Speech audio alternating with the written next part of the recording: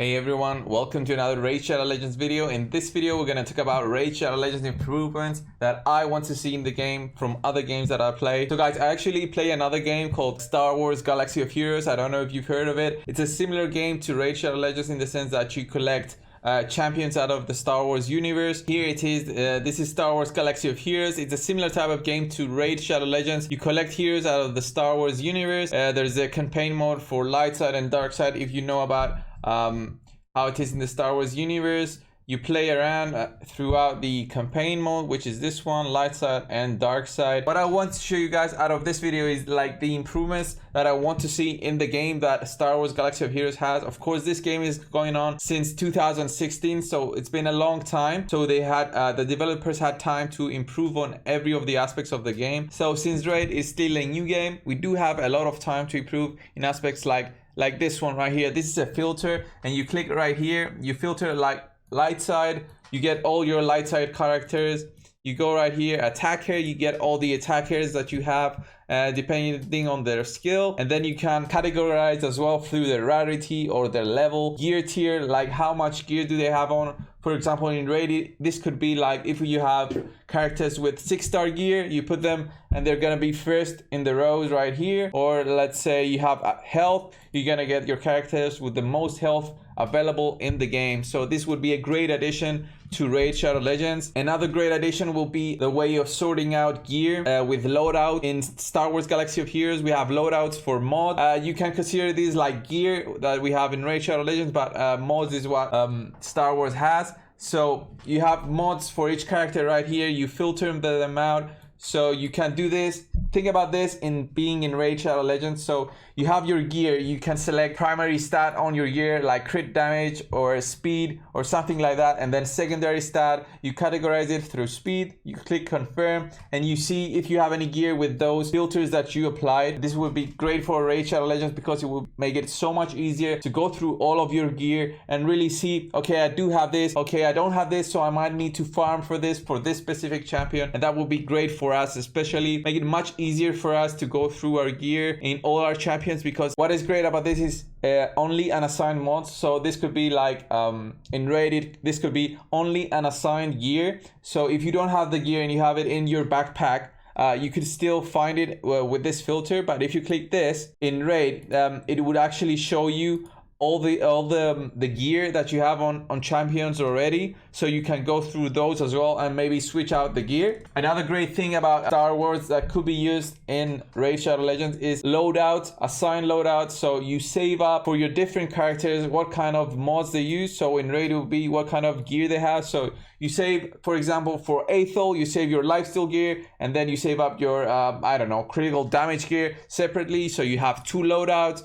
and you have them ready. Okay, I want to use Aethel in arena. You just click one button, spend all the silver, okay, which is a lot, and change up all the gear, and then click again. When you want to go in the clan boss, click it, all your gear is gonna change to clan boss setup, which is lifesteal and speed maybe. So another great thing that Star Wars actually has is events. Of course, we do also have events in Raid Shadow Legends, but the difference right here is you can click and you know what the event is gonna require. For example, this one, it says it requires bounty hunters, and you need to have your bounty hunters ready for the event. It will be the same for us. It will be the same for Raid Shadow Legends. You click on the information button, you know, okay, this event is gonna need 15,000 points and we need to do a champion training, for example. Then you click on it and you actually see the rewards before the event even starts. So you see the possible rewards, you see if you require something specific for that event or tournament, and you can see everything before it even starts. For example, this one, these events are coming in the next few days, even 15 hours, 3 days, 1 day ahead. So we know actually what events are coming in Star Wars. The arena is what I really like about this game right now. The PvP is really extended more than Raid in this game. What I really like is that I can see the enemy teams.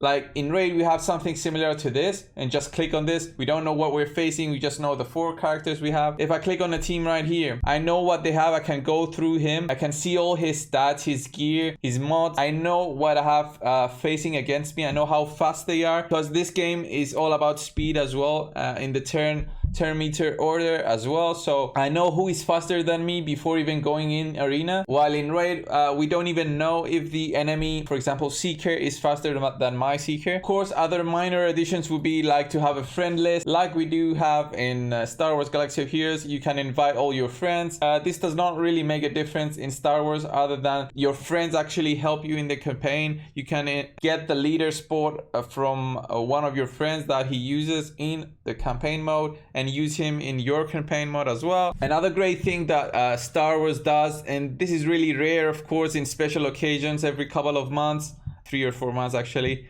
So imagine this, the light side, they have double drop events for a couple of days, for a weekend for example, 1, 2 or 3 days. Instead of getting one piece of item from the campaign mode, you have a chance to get 2 instead of 1. So this is another great thing to have. Like, think about this in raid, get 2 pieces of gear instead of 1 out of the dragon. This would be really maybe overpowered in some aspect, but maybe have a chance to get a brew and a piece of gear from one fight in the dragon. That will make it much more exciting to get a brew, because you get your piece of gear and a brew, which is nice. You get some XP for your heroes, so that would be amazing. The one last thing I really like about Star Wars is that we have the Galactic Wars. This is the type of, you get different kinds of team as you move on. This like here you have a 5% team here, and you go as you go through this is much harder teams, and the final thing is the hardest team available in your bracket, or how they do the matchmaking thing right here.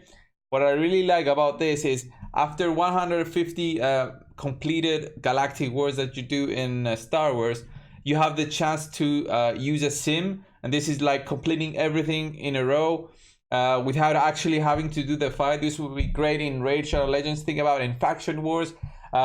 We can have a similar thing right there. After 150 days of doing Faction Wars, for example, level stage 7, if you do that for 150 days straight, you can actually use a sim or like a ticket kind of thing and immediately complete the battle and get your glyphs there without actually having to go through the fight. This will make it much better to do the Faction Wars for the veterans, the guys who are there for a lot of days, who did this a lot of times. They know how to complete, they have the teams ready, so you don't actually need to go through this all day long and spend that additional extra time. This will help limit the time actually spent in the game, and you can focus on other areas that you really like maybe arena or the clan boss. Guys, everything that I've talked about in this video so far did not exist from day one. This has been throughout the 3 years that I've been playing the game. This was improved every now and a while from the developers, from seeing the Reddit posts, from understanding what the players need. Of course, they didn't do everything that we request us. They did it slowly. For example, some aspects of the game were improved, other aspects are left there without actually doing anything about it, but it's okay for us.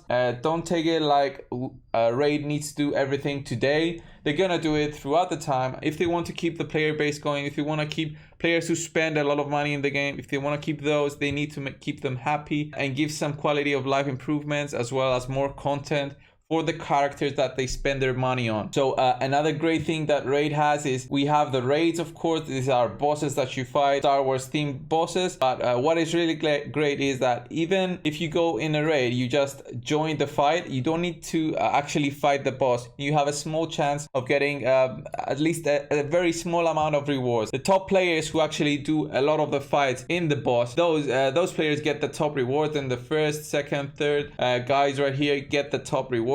Even the last player who does 0 damage in the raid in Star Wars actually will get something for his participation and being active in the clan. As you can see right here, there's the brackets of rewards. We could have a similar thing in Raid. I don't mind actually how the thing is in Raid, but right now in Raid, how the clan boss are, it limits players from getting the maximum rewards. In my clan, for example, only 15 people can get the maximum reward out of the Nightmare boss. So the other 15 people that could do Nightmare maybe actually lose on a lot of rewards. So they might be thinking, okay, I need to leave this clan because this clan does not let me get the maximum rewards. Of course, you don't need to copy everything from Star Wars. You can do something on your own, but that area definitely needs an improvement in Raid Shadow Legends. So enough about Star Wars, guys. If you do like this game and want me to do a few videos on this, I do have a lot of good characters. My galactic power is over 4.5 million if you know about this game, so it's quite high. It's not the highest, of course, because I didn't spend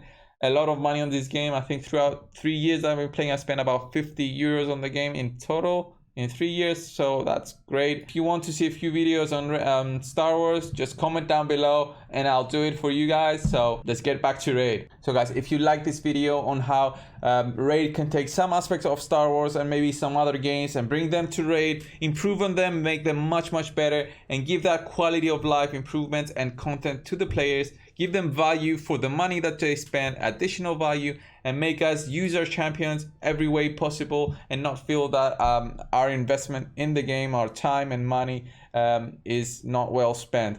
So guys, thanks for watching this video. Leave a comment down below, subscribe to my videos for more Raid Shadow Legends content, and I'll see you in the next one. Thanks.